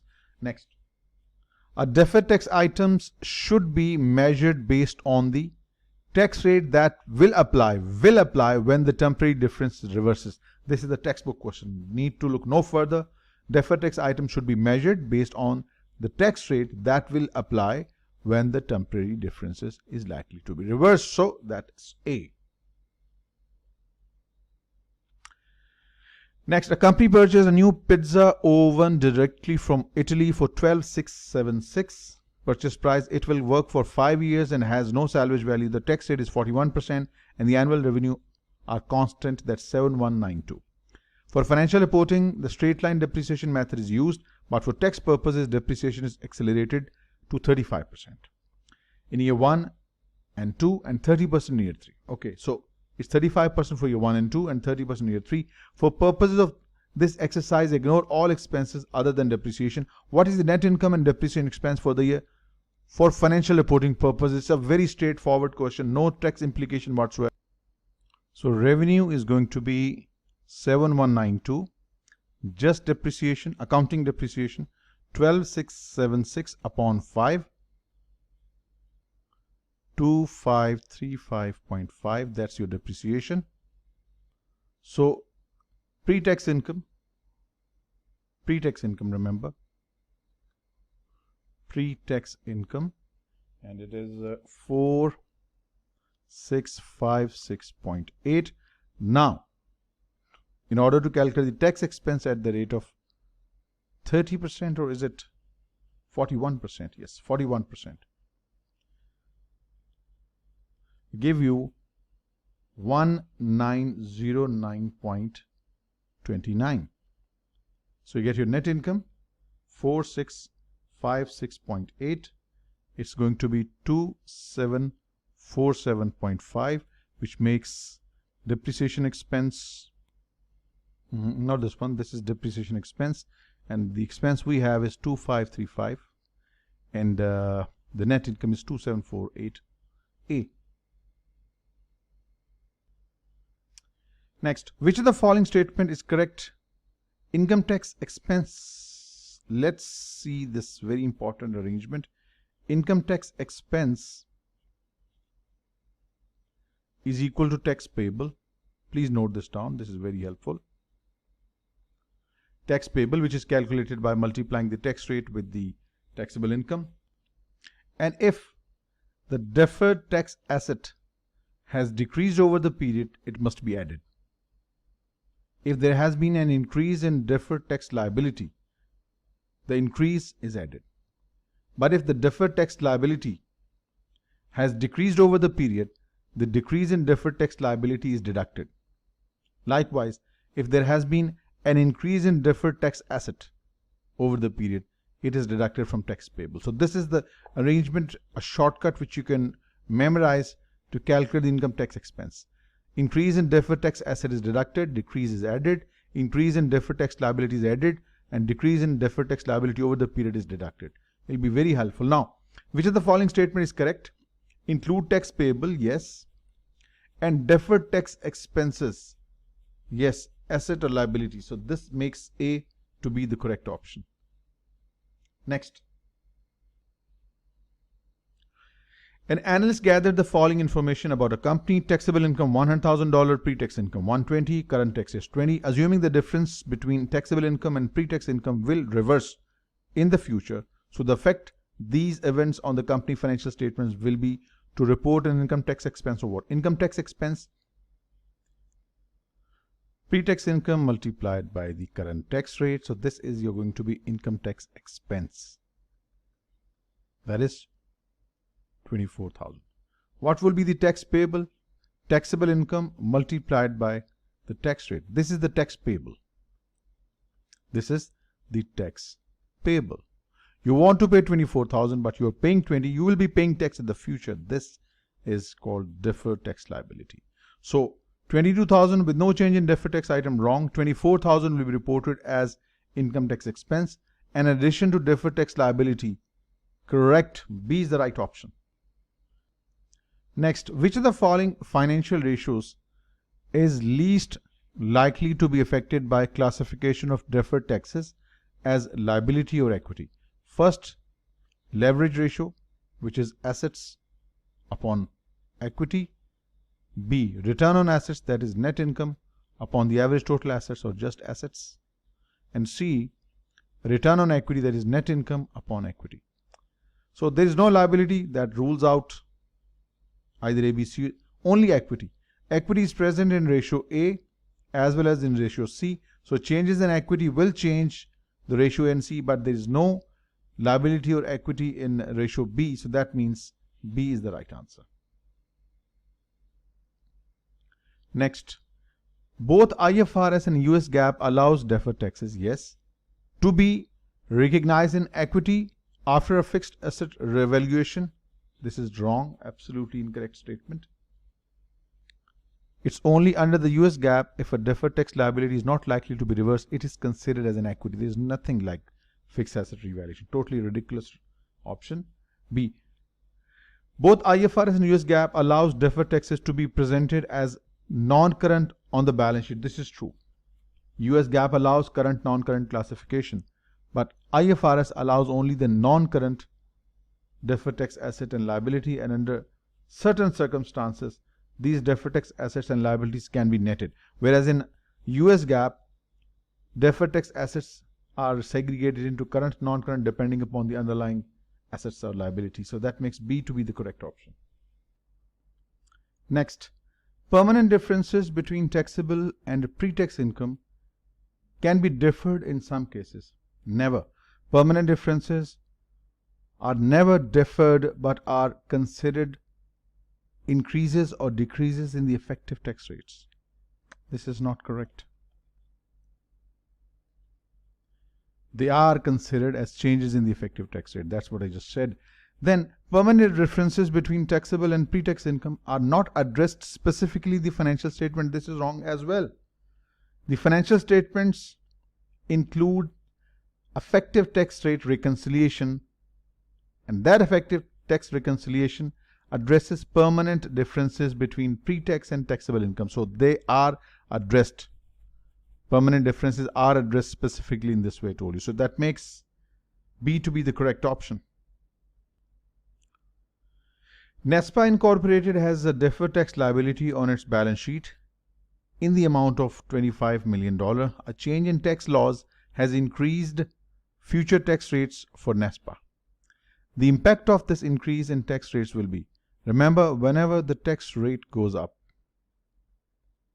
it will increase the deferred tax liability as well as deferred tax assets. Right? So, an increase in tax rate, the impact of this increase in tax rate will decrease deferred tax liability, wrong. And at the same time, when tax rate goes up, your income tax expense also increases. So this part is true. An increase in deferred tax liability, yes. And an increase in tax expense, yes. That makes B to be the correct option. Graphics Incorporated has a deferred tax asset of $4 million on its books. As of December 31st, it became more likely than not that $2 million of deferred tax asset may never be realized because of the uncertainty of future incomes.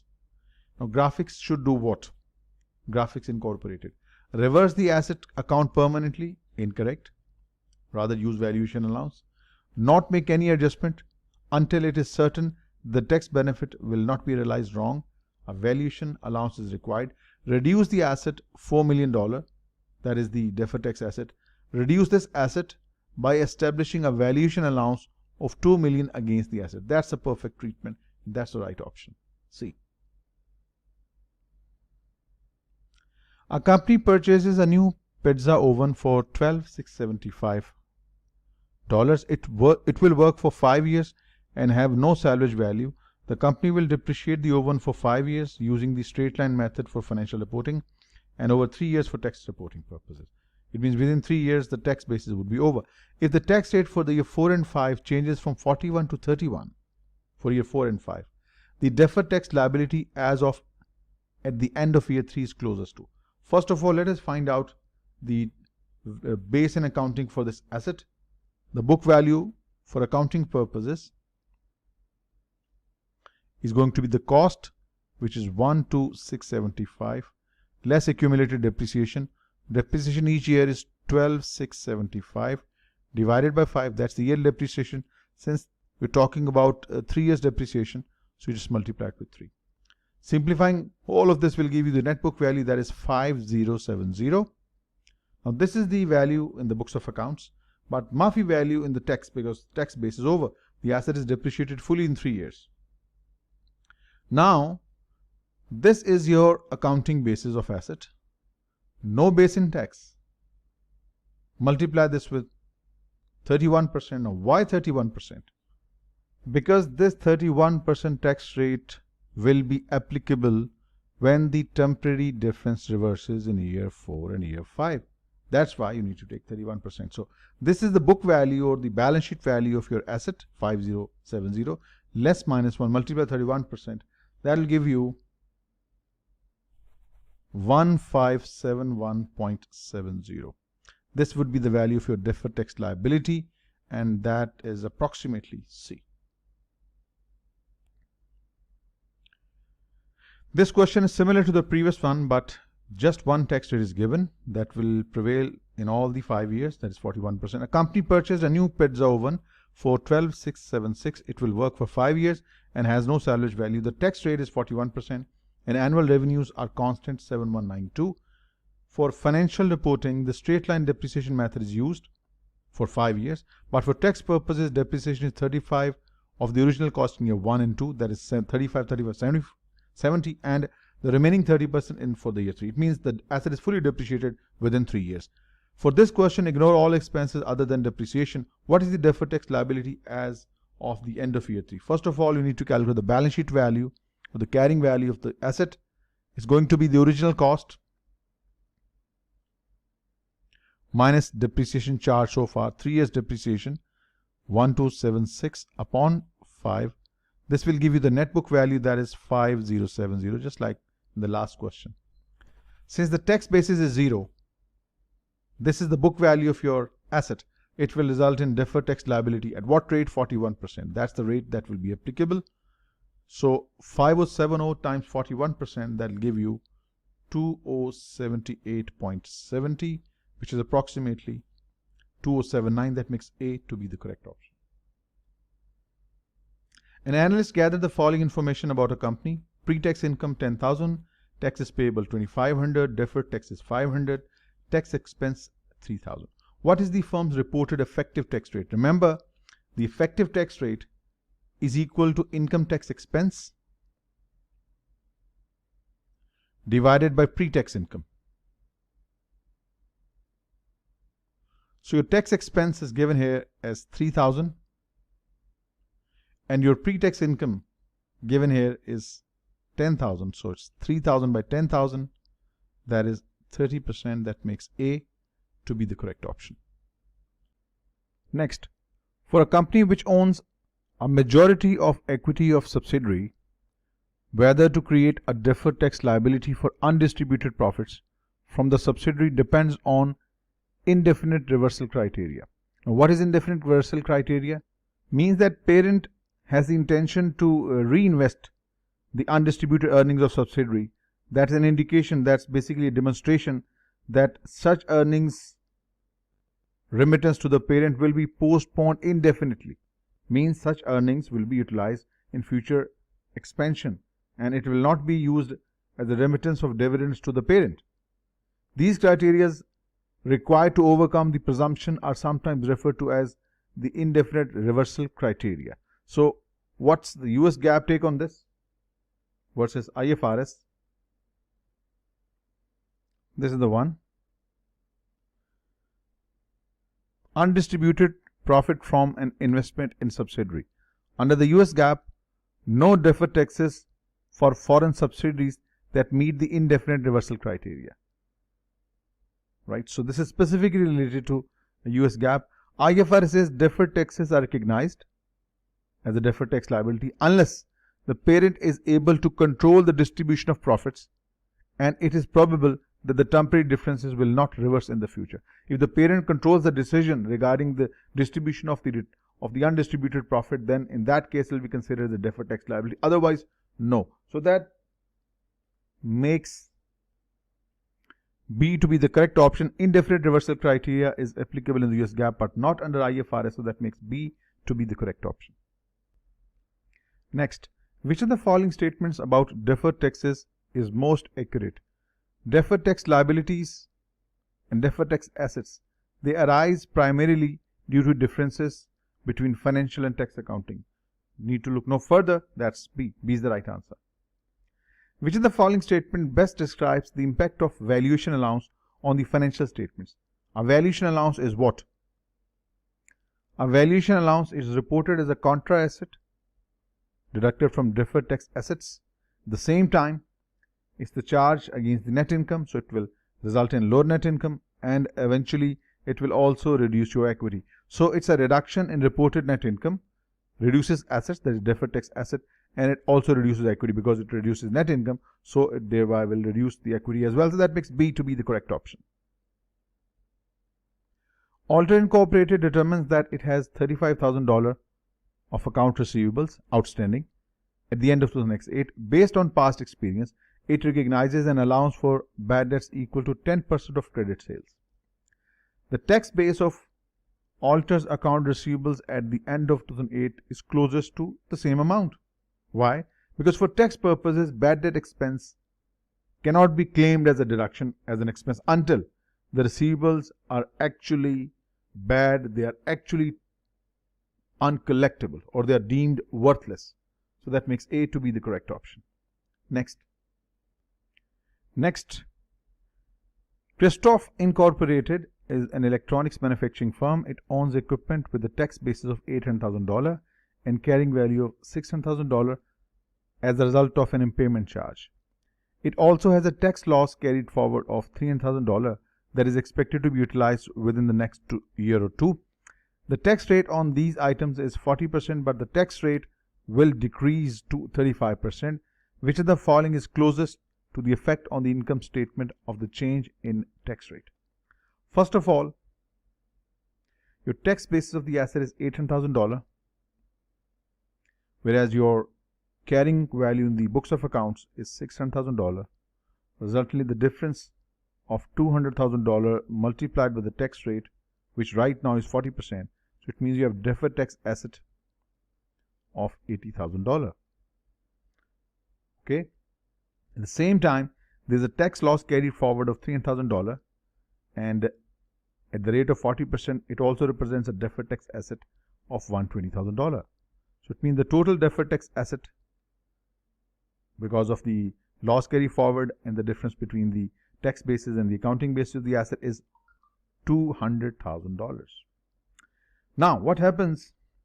The tax rate falls from 40 to 35, which means this $200,000 would be only $70,000 worth of deferred tax asset, and this $300,000 of tax loss carried forward added to 35%, it is going to be 105, which means the total deferred tax asset now after the new rate would be $175,000, indicating that the deferred tax asset will fall by $25,000. So whenever the deferred tax asset balance reduces, it's a charge against the income tax expense. So yes, your income tax expense would increase by $25,000. The difference between the previous deferred tax asset balance and the new balance, a reduction, meaning expense. That makes A to be the correct option.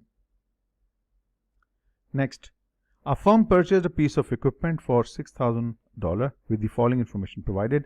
Revenue will increase by $15,000. Equipment has 3 years life and no salvage value. Firm tax rate is 30%. Straight line depreciation will be used for financial reporting, and double declining balance will be used for tax purposes. Calculate the incremental income tax expense, mind the word income tax expense, for financial reporting purpose for year 1 and 2. Remember, for financial reporting purpose, we are using straight line depreciation. So the revenue incremental for the year 1, 15, year 2, 15. Incremental revenues there. Now depreciation for 3 years per year basis will be 6,000 upon 3, that is 2,000. So 2,000 depreciation for year 1 and 2. So what you have is 13,000, that is the pre-tax income, and tax at the rate of 30% means $3,900 as the tax expense for year 1 and $1,300 tax expense for year 1 for financial reporting purpose. So that makes C to be the correct option. 2008, Oliver Limited received 80,000 cash from a customer for goods that it could not deliver until the next year. So basically it's advance from customer and established a liability for unearned revenue. Perfectly, that's what we accountants do. Oliver reports under the US GAAP, faces 40% tax rate and is located in tax jurisdiction where unearned revenue is taxed as received. So on their balance sheet for the next 8, what change in deferred tax should Oliver record as a result of this transaction? Since this 80,000 has been considered as an unearned revenue, but for tax purposes it is considered as an earned revenue to be taxed at the rate of 40%. So this would result in $32,000 deferred tax asset. Why? Because you are paying tax now, won't be paying more tax in the future, so it results in a deferred tax asset. So a deferred tax asset of $32,000. So remember, whenever your tax payable in this case is more than the income tax expense, it results in a deferred tax asset, and that makes C to be the correct option. Which of the following situations will most likely require a company to record a valuation allowance on its balance sheet? Remember, valuation allowance is recorded as a contra asset against the deferred tax asset if the firm is unlikely to have future taxable income. It will be unlikely to use the deferred tax asset, so that in that case we use the valuation allowance. So a firm is unlikely to have future taxable income, that would enable it to take advantage of deferred tax asset. So that's why in such a situation the valuation allowance is required. We read it earlier, so that makes C to be the correct option. Next, a tax rate that has been substantively enacted is used to determine the balance sheet values of deferred tax assets and deferred tax liability. Remember, under IFRS only, tax rate that has been enacted or substantively enacted is used to measure the deferred tax asset and liability item. But under the US GAAP, only tax rate that has been actually been enacted into the tax codes and to be used for the purpose of tax computation. So that is the difference. So IFRS only, not US GAAP. So that makes A to be the correct option. Next, a firm has deferred tax asset of $315,000 and a deferred tax liability of $190,000. See, respective sizes will indicate that amounts are quite different from each other. Now what happens? It says if the tax rate increases, adjusting the value of the firm's deferred tax items will do what? Remember, whenever tax rate increases, it will increase both the deferred tax assets as well as deferred tax liability. And we also know increase in deferred tax asset balance over the period will result in lower income tax expense, and increase in deferred tax liability will mean an increase in income tax expense. Since the decrease is larger because of the larger number of deferred tax asset dollar amount, and increase in income tax expense is smaller because of smaller amount in deferred tax liability. So there is a net decrease. Decrease is more than an increase in absolute dollar terms, so it's decrease income tax expense. That makes A to be the correct option. Next, an analyst has gathered the following tax information: pre-tax income for both years and taxable income for both years. Assume all differences between pre-tax income and taxable income are expected to reverse in the future, means it will result in a deferred tax asset or a liability. The current tax rate is 40% and the tax rate is reduced to 30%, and the change is enacted at the beginning of year 2. What are the taxes payable and what is the deferred tax liability for year 1? So tax payable, remember, is taxable income multiplied by the tax rate. So it's going to be 50,000 multiplied by 40%. So the tax payable is either A or B. 20,000. 50,000 times 40%, that is $20,000. Now, if you calculate the difference between pre-tax and taxable income, the difference is 10,000. You want to pay more tax, but you'll be paying less tax now, but in the future you will be paying more tax, result in a deferred tax liability. Now the point is, which rate should we use to measure the deferred tax liability? Remember, deferred tax assets or deferred tax liabilities, it must reflect the impact of change in tax rates or tax laws. So we will use 30%. So it's going to be 10,000 times 30%, 3,000. That makes B to be our correct option. Kruger Associate uses an accrual basis for financial reporting purposes and cash basis for tax purposes. Cash collection from customers is $476,000 and accrued revenue is $376,000. Assume expenses at 50% in both cases, that is this, and a tax rate of 34%. What is the deferred tax asset or liability? First of all, if out of this much represents expense and out of this much represents expense, it means 476 less 238, $238,000. This is your taxable income. And 376 less 188, this 188 represents your accounting profit or pre-tax profit. Now, the difference between these two is $50,000, means your tax payable is more than your pre-tax income, so it will result in a deferred tax asset of what amount? 50,000 times 34%, so that will give you $17,000. So that is A, is the right answer. Next, Hebel Incorporated owns equipment with a tax base of $4,000 and carrying value of $600,000, which means your tax base is lower than your balance sheet value. It will result in deferred tax liability. Hebel also has a tax loss carried forward of $200,000. It will result in deferred tax asset that is expected to be utilized in the foreseeable future. Deferred tax items on the balance sheet are based on the tax rate of 30%. Based on this information, an increase in future tax rate to 35% will cause Hebel's total liabilities to equity ratio 2. So deferred tax liability is going to be the difference between these two, 200,000 times 30%, that is $60,000, and 200,000 times 30%, that is $60,000.